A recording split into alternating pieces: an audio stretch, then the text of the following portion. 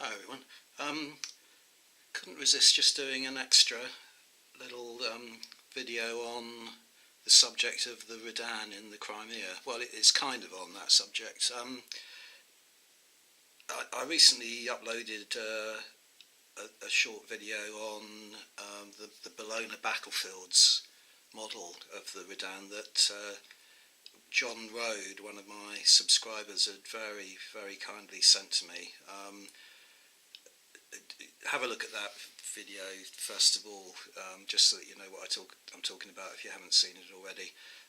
But John Rode commented on underneath the video that there was a very good photograph of the Redan after the battle was over, after the siege of Sevastopol had ended. And he said it was available in a book which I actually own called How Wars Begin by A.J.B. Taylor.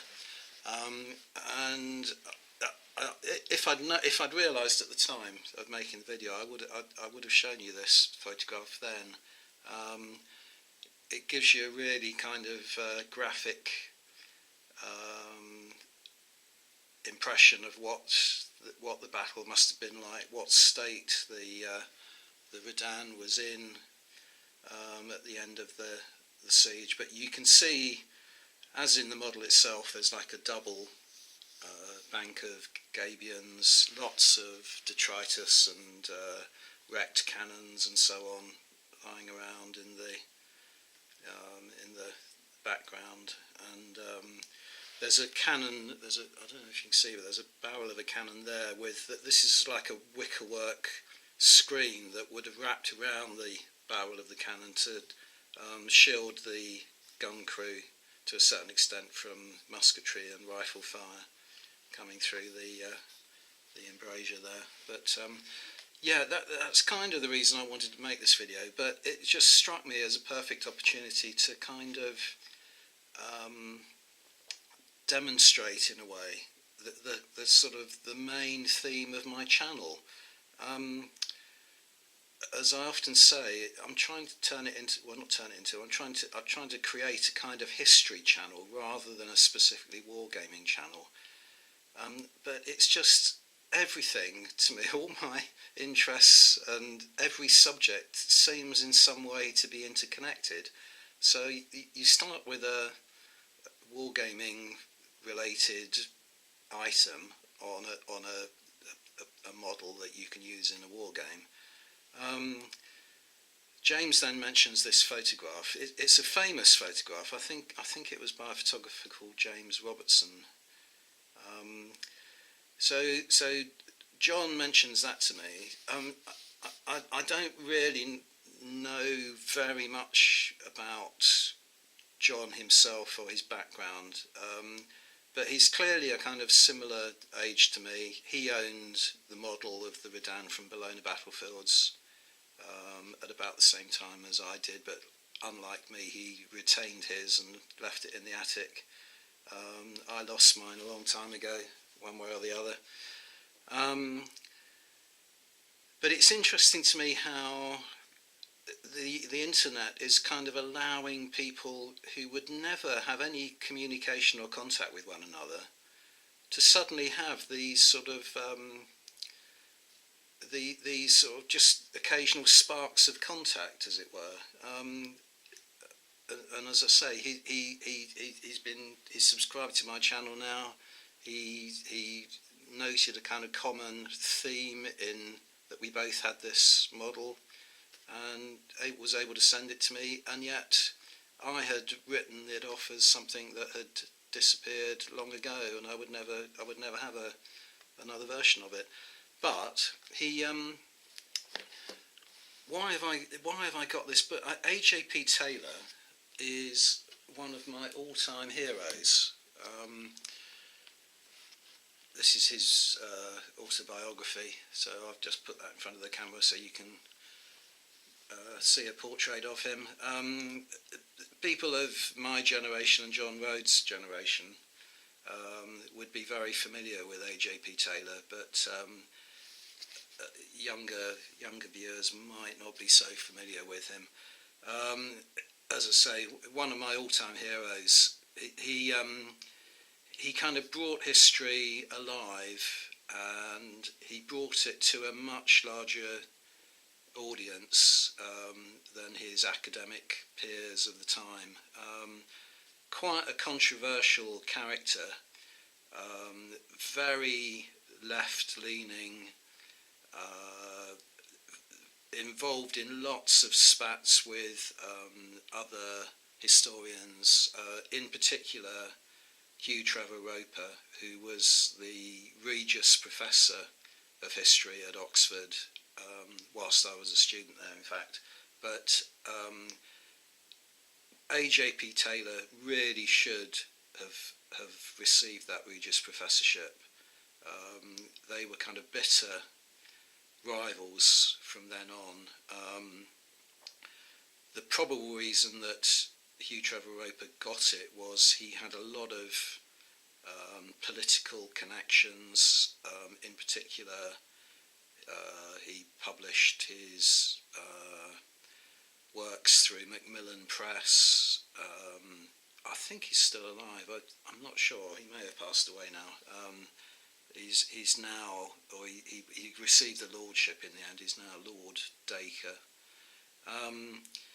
A.J.P. Taylor, on the other hand, put himself forward in popular ways. His books, such as this one, are all illustrated. A real kind of no-no to historians like Hugh Trevor Roper. A.J.P. Taylor just made history far more enticing to people, and he did it in ways that were frowned upon by his more kind of stuffy peers in the history profession. He had a lot of TV appearances. He appeared on chat shows, quiz shows, that kind of thing. He also did some wonderful lectures on ITV.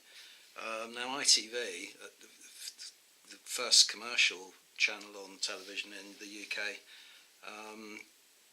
really sort of looked down upon by the more snobbish kind of people in the country at the time. It was considered very kind of vulgar. A.J.P. Taylor managed to persuade Lou Grade, who was the head of ATV, Associated Television, which had the franchise, the ITV franchise in the Midlands and at the weekends, I believe, in London. I think that's right. Yeah, I think Rediffusion had the London franchise in the week, and ATV took it over at the weekends. But anyway, A.J.P. Taylor managed to completely entrance Lou Grade with his narrative skills and his ability just to talk on a historical subject, make it interesting, appealing to a wider audience. And he was also able to talk without notes and know precisely when the half hour. He just stood in front of the camera, no props, nothing else, and he's able to know exactly half an hour later when the time was about to run out, and he was able to tie all the ends up. Absolutely fantastic. And I was thinking of actually doing a video on the subject of A.J.P. Taylor, but anyway, this is going on too long. I wanted to make this a short video. So clearly, John Rode and myself have an enthusiasm for A.J.P. Taylor if we both own this book. I'm sure if A.J.P. Taylor were alive today as well, he would be absolutely delighted with the state of the Labour Party at the moment. He and Jeremy Corbyn were men after one another's hearts, I'm sure. Which is another one of these sort of links to the past, the present, and the future.